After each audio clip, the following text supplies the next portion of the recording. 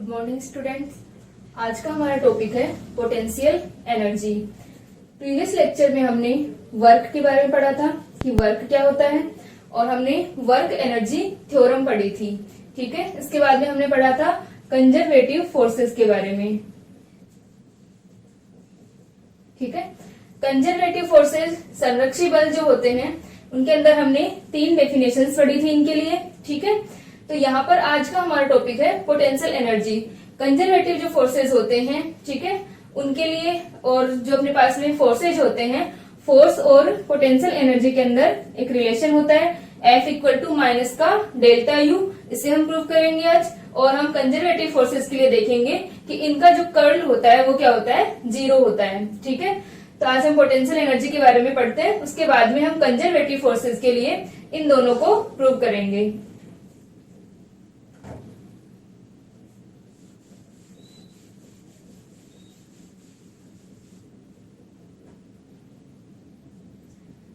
Potential energy के बारे में आप लोग पहले पढ़ चुके हैं प्रीवियस क्लासेस के अंदर, 11th के अंदर आपने पढ़ा होगा। पोटेंशियल एनर्जी क्या होती है कि कोई भी सिस्टम यदि किसी भी अपनी पोजीशन के अंदर है या फिर ऐसे पोजीशन में है कि उसमें कार्य करने की क्षमता है, यानी किसी भी सिस्टम के अंदर, किसी भी निकाय के अंदर यदि उसकी स्थिति या अभिविन्यास की वजह से ऊर्जा संचित होती है तो उसे हम क्या कहते हैं, स्थितिज ऊर्जा कहते हैं। जैसे कि हम एक सिंपल एग्जांपल लेते हैं मास स्प्रिंग सिस्टम का। ठीक है, अक्सर ये एग्जांपल हम देखते हैं, इसके अंदर यदि हम स्प्रिंग को प्रेस करते हैं तो यहाँ पर क्या होगा, पोटेंशियल एनर्जी होगी हाफ kx²। ठीक है, इसी प्रकार हम देखते हैं कि यदि हम किसी भी वस्तु को किसी हाइट पर रख दें, जैसे मान लो हमने ये रेफरेंस पॉइंट लिया, हमने किसी हाइट पे रखा है किसी वस्तु को, तो उसकी स्थिति की वजह से उसके पास क्या है, अब mgh पोटेंशियल एनर्जी है। ठीक है, तो उसकी पोजीशन या उसके ओरिएंटेशन की वजह से, उसकी स्थिति या अभिविन्यास की वजह से यदि उसमें ऊर्जा संचित होती है तो इसे हम क्या कहते हैं, स्थितिज ऊर्जा, पोटेंशियल एनर्जी कहते हैं। ठीक है, और जो हमारी टोटल एनर्जी होती है E, वो क्या होती है, सम होती है kinetic energy plus potential energy.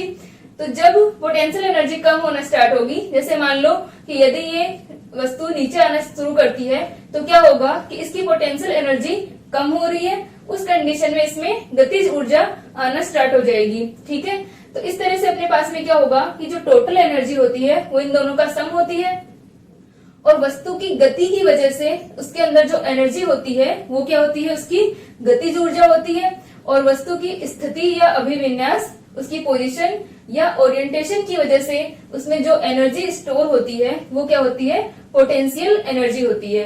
ठीक है, तो यहां से हम डेफिनेशन लिख सकते हैं पोटेंशियल एनर्जी के लिए।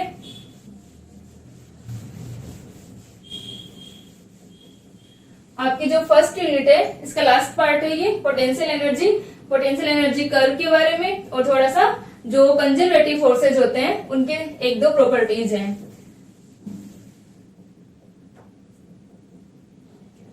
तो हम लिख सकते हैं कि किसी कण की स्थिति या अभिविन्यास की वजह से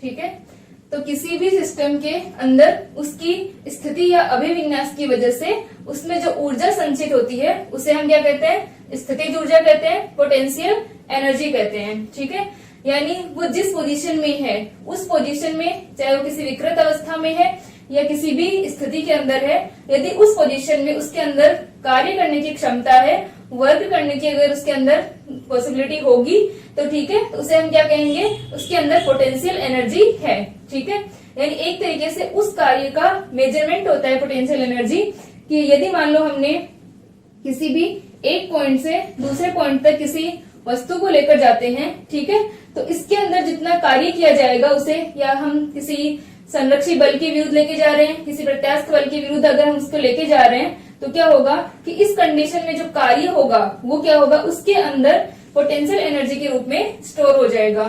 ठीक है, तो जो ऊर्जा संचित होती है उसे स्थितिज ऊर्जा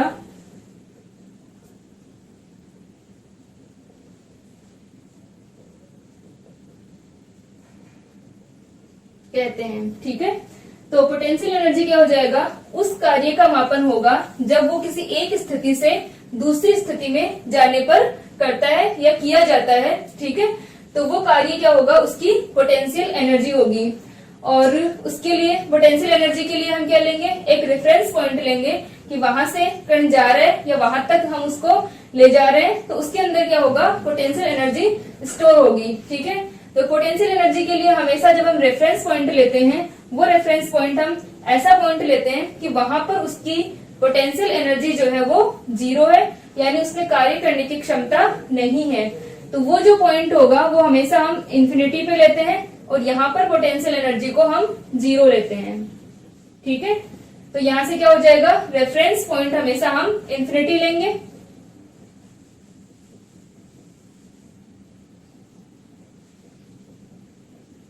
ठीक है, तो यहां से हम लिख सकते हैं स्थितिज ऊर्जा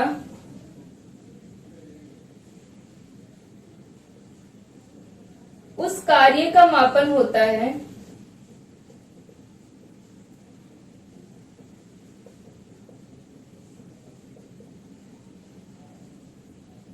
ठीक है, स्थितिज ऊर्जा क्या होगा, उस कार्य का मापन होता है जब कण एक स्थिति या अभिविन्यास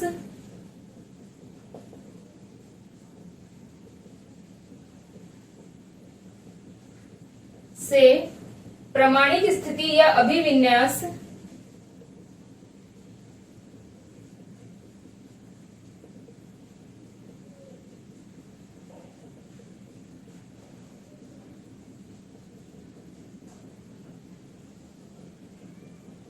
अभिविन्यास तक जाने पर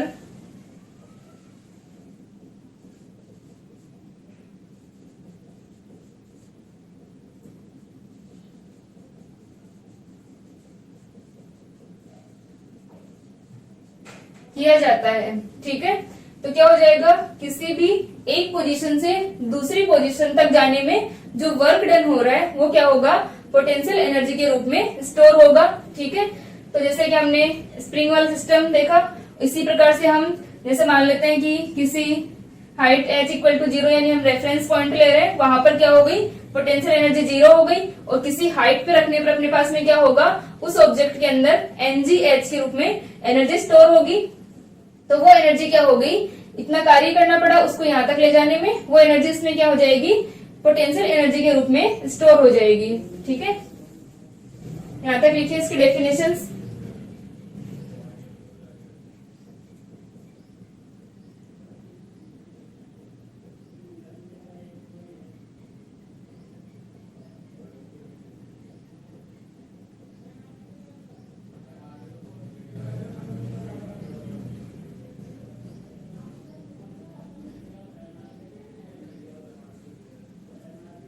ठीक है, यहां तक हो गया।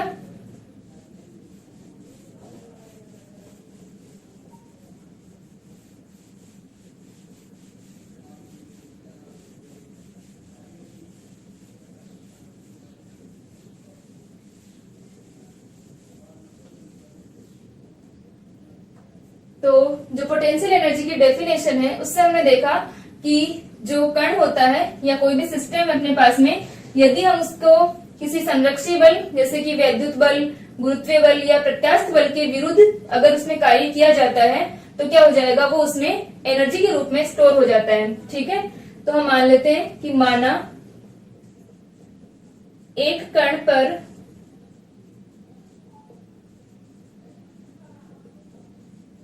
संरक्षी बल F कार्य करता है।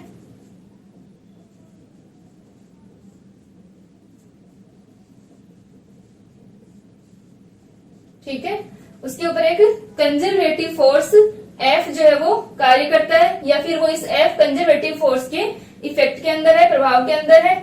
ठीक है, कण को बाह्य बल F लगाकर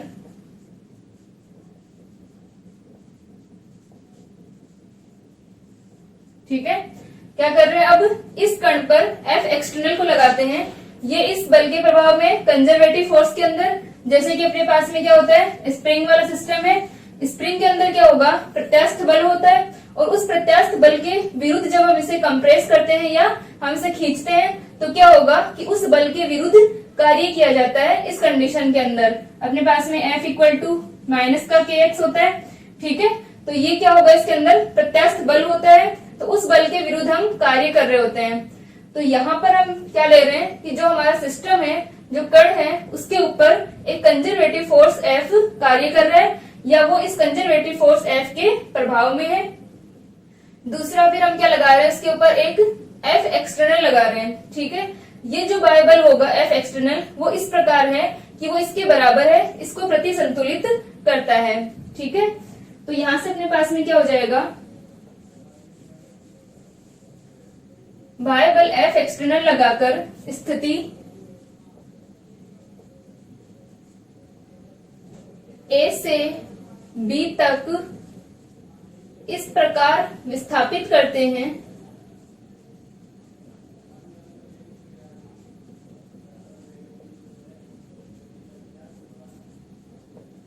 कि उसमें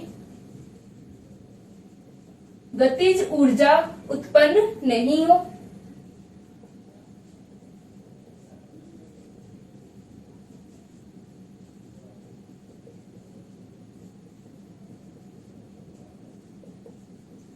अतः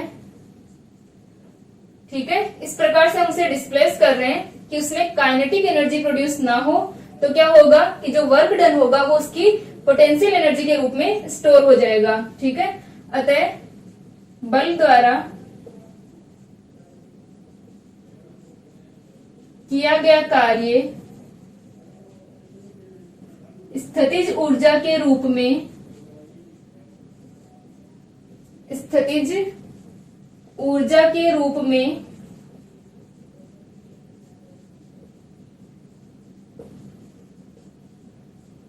संचित हो जाता है।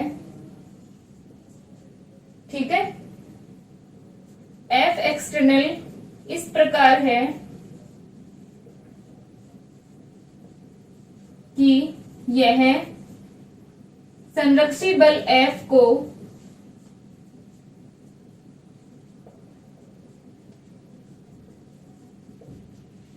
प्रति संतुलित करता है, उसके अपोजिट है और उसके इक्वल है।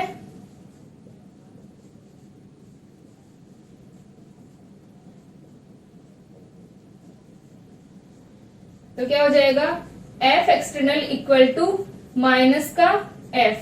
ठीक है, ये अपने पास में कंडीशन है। अब हम क्या कर रहे हैं कि ये जो हमारा कंजर्वेटिव फोर्स है, इसके विरुद्ध क्या कर रहे हैं, इसके अंदर कार्य हो रहा है। हम उसको इस F एक्सटर्नल लगा करके स्थिति A से B तक विस्थापित करते हैं इस बल के विरुद्ध। ठीक है, या तो इसमें लिख लेना कि हम संरक्षी बल के विरुद्ध उसको पोजीशन A से पोजीशन B तक डिस्प्लेस करते हैं। ठीक है, तो क्या हो जाएगा कि बल द्वारा जो किया गया कार्य होगा वो पोटेंशियल एनर्जी के रूप में स्टोर होगा। ठीक है, तो हम लिख सकते हैं कि UB minus UA equal to integration A to B F external dot dr। ठीक है, तो हमारे पास में जो पोटेंशियल एनर्जी है B से A तक, उसको हम A से B तक हम उसे विस्थापित कर रहे हैं, तो इन दोनों स्थितिज ऊर्जाओं का जो अंतर होगा वो क्या हो जाएगा, किए गए कार्य के बराबर होगा। अपने पास में F एक्सटर्नल डॉट dr के इक्वल होगा। ठीक है, यानी हम इस संरक्षी बल क्षेत्र के अंदर उसके विरुद्ध कार्य कर रहे हैं, तो क्या हो जाएगा, वो इन दोनों जो उसकी स्थितिज ऊर्जाएं होंगी उनके अंतर के बराबर होगा। ठीक है, तो यहां से अपने पास में आ जाएगा UB minus UA equal to A to B F external dot dr vector. ठीक है, यहां तक लिख ले इसे।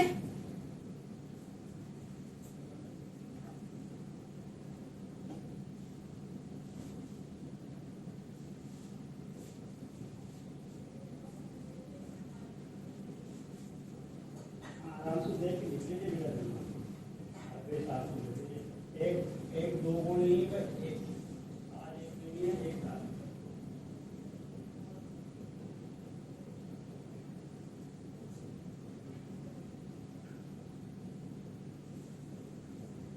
ठीक है, यहां तक हो गया।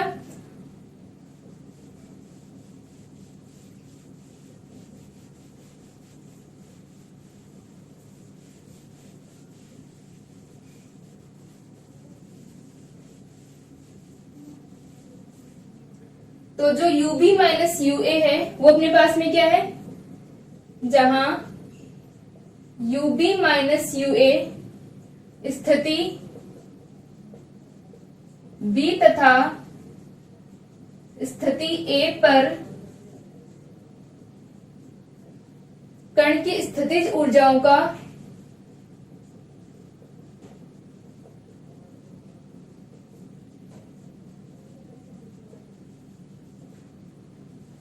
कण की जो पोटेंशियल एनर्जी है उनका डिफरेंस है, अंतर है, तथा यह संरक्षी बल के विरुद्ध किए गए कार्य के बराबर होगा। ठीक है, यह बाह्य बल द्वारा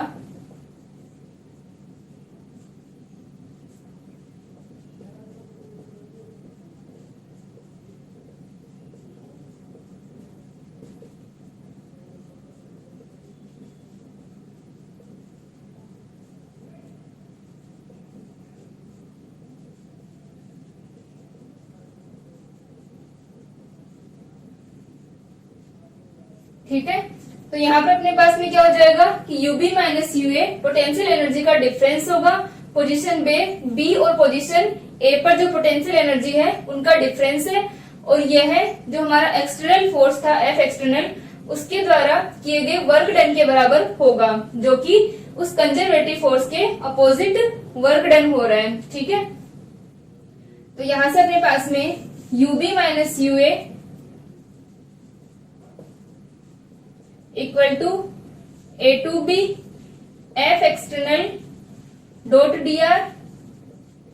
ठीक है, ये था अपने पास में कि F external dot dr vector. अब हम क्या करते हैं कि हमारे पास में जो इक्वेशन नंबर 1 थी उसमें क्या गिवन है कि F एक्सटर्नल जो है वो F के इक्वल है, यानी जो कि फोर्स हमें गिवन है कंजर्वेटिव फोर्स उसको ये काउंटर बैलेंस कर रहा है, F एक्सटर्नल उसके इक्वल है। तो यहां से अपने पास में क्या आ जाएगा, F external equal to minus का F।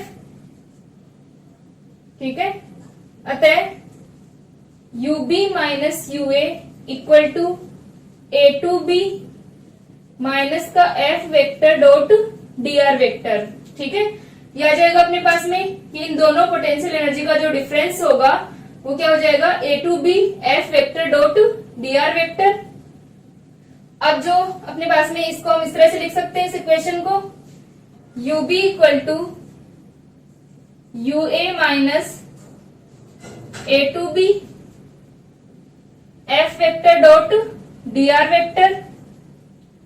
ठीक है, अब जो हमारा पॉइंट A है उसे हम क्या मान ले, रेफरेंस पॉइंट, निर्देश बिंदु, और निर्देश बिंदु की स्थिति क्या होती है हमारी पोटेंशियल एनर्जी के लिए, हम रेफरेंस पॉइंट को इंफिनिटी पर लेते हैं और वहां पर पोटेंशियल एनर्जी जो होती है वो 0 होती है। ठीक है, यानी जो हमारा A पॉइंट होगा उसे हम कहाँ लेंगे, अनंत पर लेंगे, इंफिनिटी पर लेंगे, और वहां पर जो स्थितिज ऊर्जा होगी, पोटेंशियल एनर्जी जो होगी वो 0 होगी। ठीक है,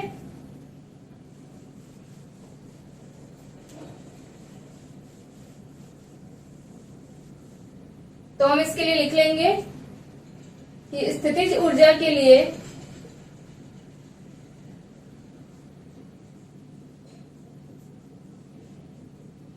निर्देश बिंदु अनंत पर लेते हैं,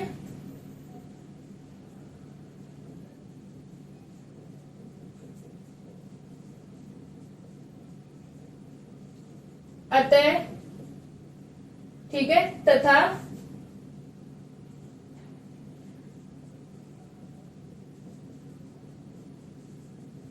अनंत पर स्थितिज ऊर्जा का मान शून्य होता है।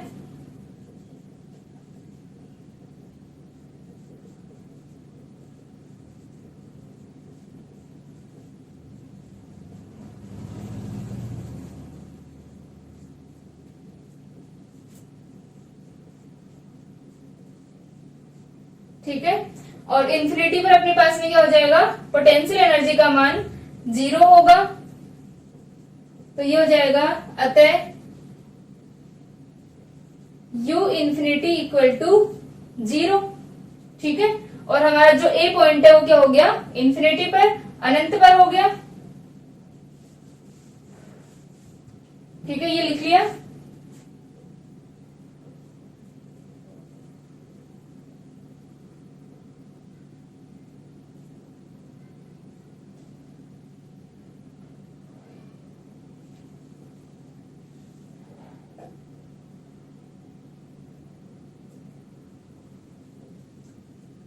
ठीक है, यह हो गया यहाँ तक।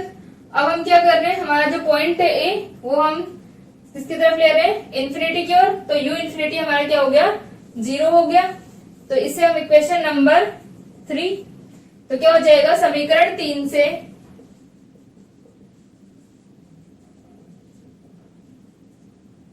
यू बी ये अपना 0 हो गया, minus infinity to B F vector dot D R vector.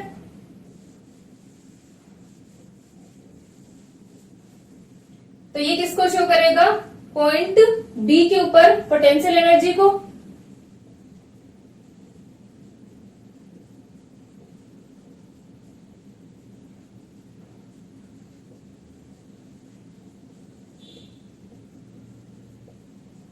ठीक है, और यदि हम B की जगह अगर R दूरी लेते हैं या R पॉइंट हम ले तो क्या हो जाएगा, अतः इसी प्रकार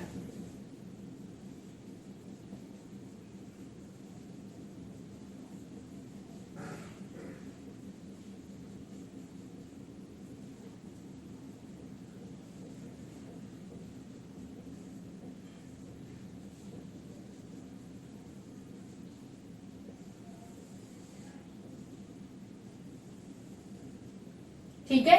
तो यदि हम R लें, अपनी जो पोजीशन है उसके, यदि हम R डिस्टेंस ले लेंगे तो जो पोटेंशियल एनर्जी होगी वो minus infinity to R F vector dot D R vector हो जाएगी। ठीक है, तो ये हमारी क्या हो गई, पोटेंशियल एनर्जी हो गई। पोटेंशियल एनर्जी को हम इस तरह से डिफाइन कर सकते हैं। ठीक है,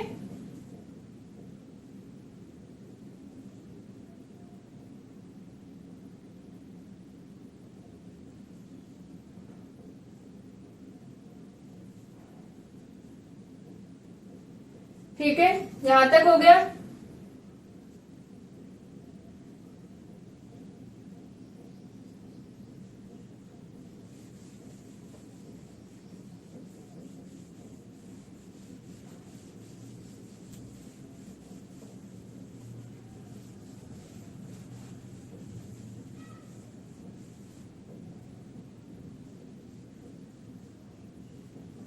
ठीक है, तो यहां से अपने पास में क्या हो गया, पोटेंशियल एनर्जी क्या हो जाएगी, किसी बिंदु R पर पोटेंशियल एनर्जी, स्थितिज ऊर्जा क्या होगी कि उस बिंदु R तक, इंफिनिटी से R तक आने में जो किया गया कार्य होगा बल के विरुद्ध। ठीक है, जिस बल के अंदर ये है संरक्षी बल, उस संरक्षी बल के विरुद्ध इंफिनिटी से R तक आने में या लाने में किया गया जो कार्य होगा उसके बराबर क्या हो जाएगी, पोटेंशियल एनर्जी हो जाएगी।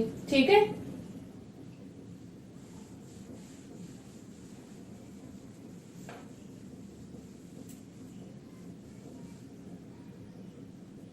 अब हम नेक्स्ट पढ़ते हैं कि जो हमारे कंजर्वेटिव फोर्सेस होते हैं उनके लिए हम लिख सकते हैं माइनस का डेल यू। ठीक है, जहां पर डेल यू को हम ग्रेडियंट ऑफ यू या प्रवणता बोलते हैं। ठीक है, इसे हम क्या कहेंगे कि जो हमारा फोर्स होता है उसे हम स्थितिज ऊर्जा की ऋणात्मक प्रवणता के रूप में लिख सकते हैं या ग्रेडियंट की फॉर्म में लिख सकते हैं। ठीक है। तो ये जो हमारा ग्रेडियंट है वो क्या होगा, इसका मतलब क्या है, F इक्वल टू माइनस का डेल्टा U जो हमने लिखा हुआ है, ये जो डेल होता है इस डेल को हम बोलते हैं i cap del by del x plus j cap del by del Y plus k cap del by del z. ठीक है, ये हमारा एक तरीके से इसे हम संकारक बोलते हैं। जैसे अपने पास में क्या होता है कि कोई भी फंक्शन हमें गिवन है, ठीक है, इसका हमने अवकलन किया, ठीक है, df अपॉन dx किया, तो हमारे पास में क्या आ गया, 6x आ गया। ठीक है, यानी इस फंक्शन का अवकलन करने पर हमें क्या मिल गया, 6x मिल गया। तो ये 6x हमें कब मिला, जब हमने इसका d बाय dx किया। ठीक है, तो इस d बाय dx को क्या कहते हैं, एक संकारक कहते हैं, ऑपरेटर कहते हैं, कि इस संकारक की संक्रिया की वजह से हमें नया फलन मिला। पहले हमारा फलन ये था, ठीक है, तो अब जो हमें f डैश x मिला है वो हमें कब मिला, इस संकारक की संक्रिया की वजह से। ठीक है, तो हम इसे क्या कहते हैं, इस संक्रिया की वजह से हमें मिला है, इस ऑपरेशन की वजह से, तो इसे हम ऑपरेटर या संकारक कहेंगे d बाय dx को। ठीक है, तो यहाँ पर अपने पास में हमने सिर्फ एक विमीय के लिए किया था, यानी सिर्फ हमने x के लिए किया, तो यहाँ पर अपना d बाय dx आ गया। यदि हम तीनों के लिए करें तो क्या हो जाएगा, ये हमारी तीनों की डायरेक्शन हो गई, आई कैप जे कैप और के कैप। ठीक है, और जैसे मान लो अपने पास में ये fx जो होता इस तरह से होता x plus Y plus zed. ठीक है, तो यहाँ पर ये एक से ज्यादा वेरिएबल्स का फंक्शन है, एक से अधिक चरों पर निर्भर कर रहा है, तो यहाँ पर हम क्या ले लेंगे, इसका आंशिक अवकलज ले लेंगे, पार्शियल डेरिवेटिव। ठीक है, और वहां पर अपने पास में क्या आ जाएगा, अगर हम x के लिए करेंगे तो ये आ जाएगा del by del X, y के लिए अपने पास आ जाएगा डेल बाय डेल y और k cap del by del z। ठीक है, और ये जो del by del X, del by del y और डेल बाय डेल z है, इसे हम आंशिक अवकलज या पार्शियल डेरिवेटिव कहते हैं।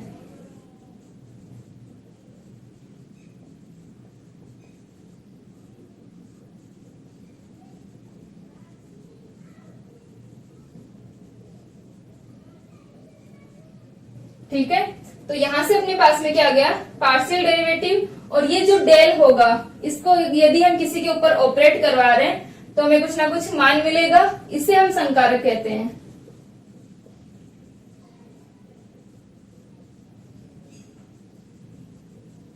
ठीक है, तो यहाँ पर अपने पास में f को हम क्या लिख सकते हैं, इस संकारक के साथ में इस तरह से माइनस का del u by del x plus minus का del u by del y minus का del u by del z।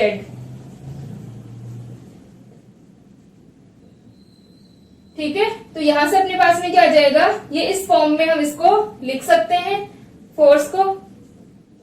तो ये क्या हो गया, इसे हम टोटल जो अपने पास में ये है, इसे हम क्या कहते हैं, ग्रेडियंट या प्रवणता कहते हैं। ठीक है, तो हम क्या कर सकते हैं, किसी भी संरक्षी बल को स्थितिज ऊर्जा की ऋणात्मक प्रवणता या नेगेटिव ग्रेडियंट की फॉर्म में लिख सकते हैं, ये हम प्रूव करेंगे। और ये बाकी जो ग्रेडियंट क्या होता है और ये पार्शियल डेरिवेटिव क्या होते हैं, ये आपकी जो सेकंड बुक है इलेक्ट्रोमैग्नेटिज्म, उसमें फर्स्ट चैप्टर ये।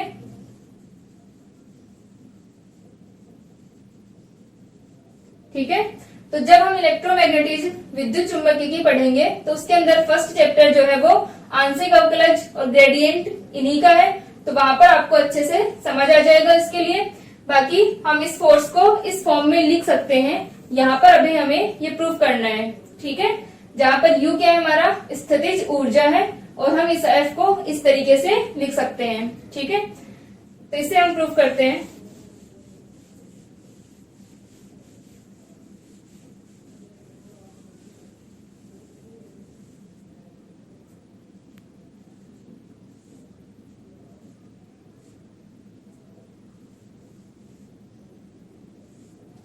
ठीक है, तो इसके लिए हम लिखेंगे कि जो F होगा हमारा फोर्स, वो क्या होता है, संरक्षी बल स्थितिज ऊर्जा की ऋणात्मक प्रवणता के रूप में। ठीक है, हमारे पास में हेडिंग हो जाएगी संरक्षी बल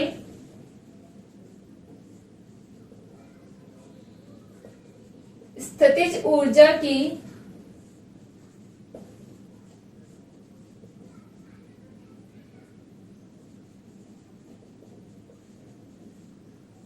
ऋणात्मक प्रवणता के रूप में।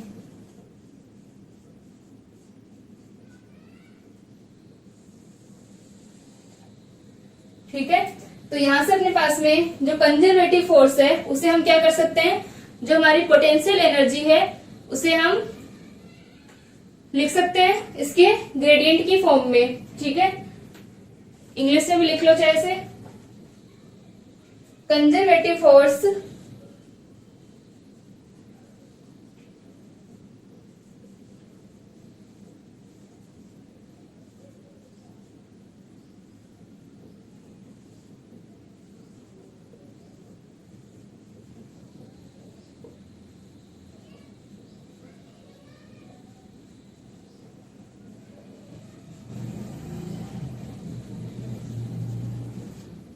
ठीक है, तो यहां से अपने पास में क्या आ जाएगा, conservative force as a negative gradient of potential energy.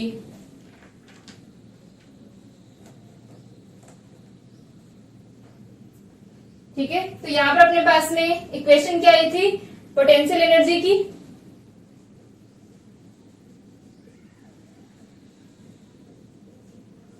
ठीक है, पोटेंशियल एनर्जी के लिए हमने इक्वेशन लिखी थी यूबी इक्वल टू माइनस का इंफिनिटी, या हम यू आर के लिए लिखें तो ये क्या हो जाएगा, minus infinity to R F vector dot D R vector.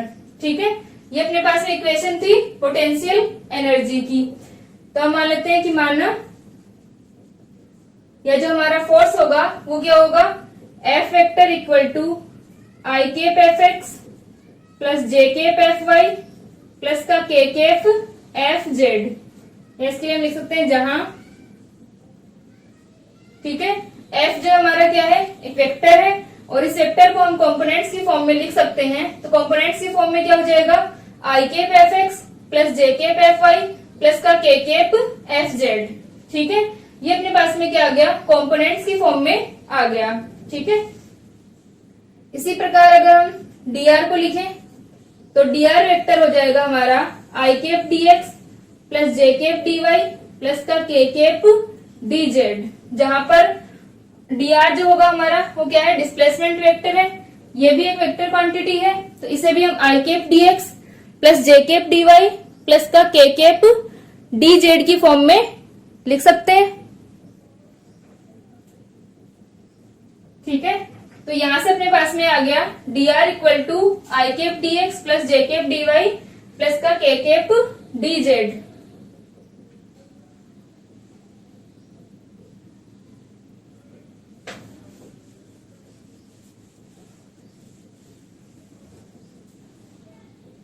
तो यहां से हम देखें तो ये क्या हो जाएगा, u are equal to minus infinity to R F vector dot D R vector. F vector क्या है हमारा, i cap F x plus J cap F Y plus का के केप एफ जेड। ठीक है, और डी आर वेक्टर क्या है अपने पास में, i cap D x plus J cap D Y plus का के केप डी जेड। ठीक है, ये अपना क्या है, डी आर वेक्टर है। तो यहां तक आ गया अपने पास में, इसे हम लिख सकते हैं U are equal to minus infinity to R I cap F X और आई केप डी एक्स। तो ये आ जाएगा F X D x plus F Y D Y plus F zed D zed.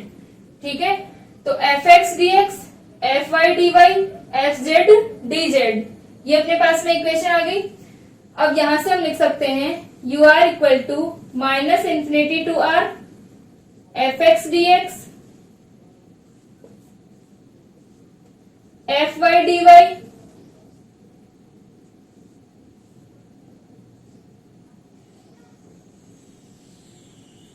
ठीक है, तो ये जो हमारी इक्वेशन है, यदि हम इसे अवकलन फॉर्म में लिखेंगे तो क्या हो जाएगा अपने पास में,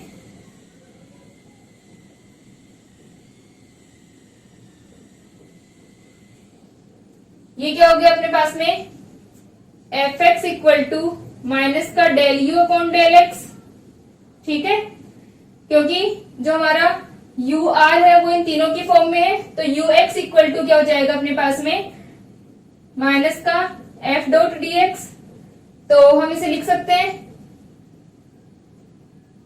f x equal to minus का del u upon del x. इसी प्रकार से क्योंकि अगर हम इसका इंटीग्रेशन करेंगे तो क्या हो जाएगा, डेल एक्स अपना इधर आ जाएगा और माइनस भी इधर ले लें तो इधर क्या बच जाएगा डेल यू, और इसका इंटीग्रेशन करने पर ये यू आ जाएगा। यानी यू को हम एफ माइनस का एफ डॉट डी एक्स अगर लिखा हुआ है तो इसे हम अवकलन फॉर्म में इस तरह से लिख सकते हैं। तो ये अपने पास में आ गया एफ इक्वल टू माइनस का del you by del X, और इसी प्रकार अपने पास में एफ वाई इक्वल टू आ जाएगा माइनस का del you by del Y, और एफ जेड इक्वल टू आ जाएगा माइनस का del you by del zed. तीनों फॉर्म आ गई अपने पास में। तो एफ एक्स, एफ वाई और एफ जेड अगर इसे हम वेक्टर फॉर्म में लिखेंगे तो हमारे पास में क्या है, ये एक वेक्टर है। तो जो हमारा एफ वेक्टर होगा वो क्या हो जाएगा, इन तीनों कंपोनेंट्स के वेक्टर फॉर्म में लिख सकते हैं उसे।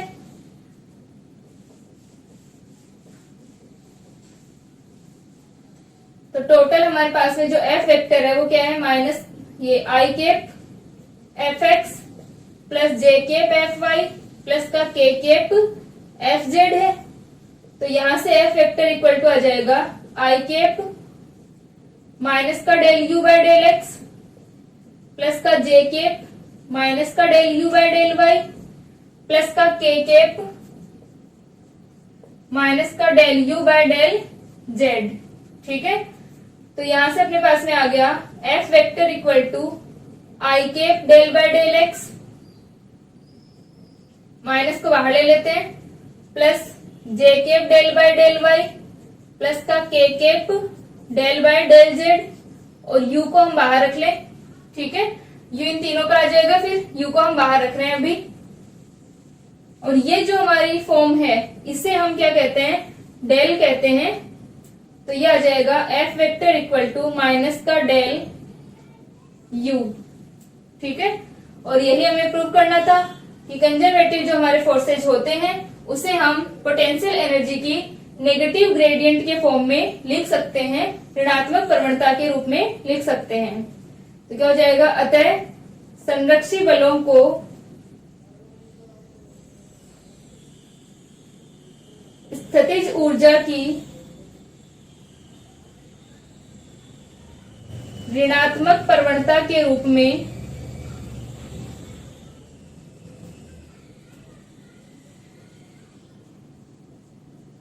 लिख सकते हैं। और यहां पर हम लिख लेंगे कि जहां डेल जो हमारा वो क्या है, i cap del by del x plus J cap del by del Y plus k cap del by del z, ठीक है।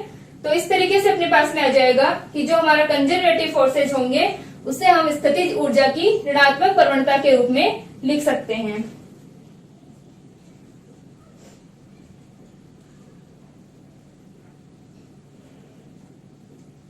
ठीक है, तो इसे यहां तक कर ले। नेक्स्ट लेक्चर में हम प्रूव करेंगे कंजर्वेटिव फोर्सेस के लिए कि इनका जो कर्ल होगा वो 0 होता है।